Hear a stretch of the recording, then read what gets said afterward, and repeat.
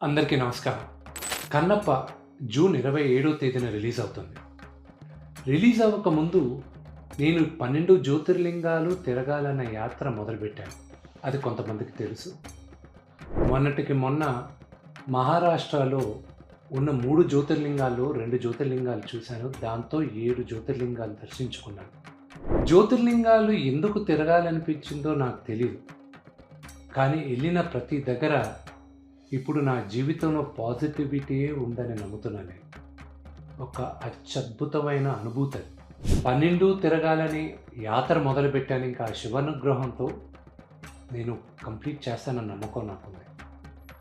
నేను వెళ్ళిన ప్రతి జ్యోతిర్లింగం గురించి నేను చెప్పాలనుకుంటున్నాను. అన్నీ ఒకేసారి చెప్తే అది చాలా పెద్దదవుద్ది కాబట్టి నేను వెళ్ళిన ప్రతి ట్రిప్ గురించి నేను మీకు షేర్ చేస్తాను.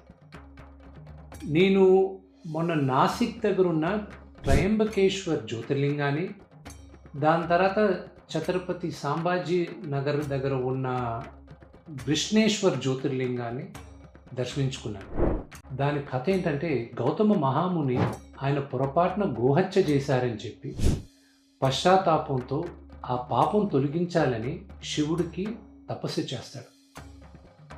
ఆ తపస్సును ఆయన స్వీకరించి ఆయన ప్రత్యక్షమై గంగతో ఆయన్ని స్నానం చేయించి ప్యూరిఫై చేస్తాడు.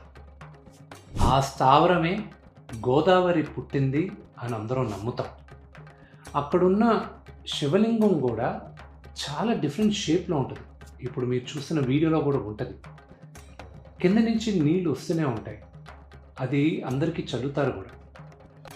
అక్కడ శివుడు, విష్ణుమూర్తి, బ్రహ్మ ముగ్గురు రూపాలు ఉంటాయి. అది అక్కడ కింద మనం చూడలేము, కానీ పైన మిర్రర్తో ఆ రిఫ్లెక్షన్తో చూపిస్తారు వాళ్ళు. ఆ చాలా మహిమగలమైన స్థావరం అది. నెక్స్ట్ కృష్ణేశ్వర్లో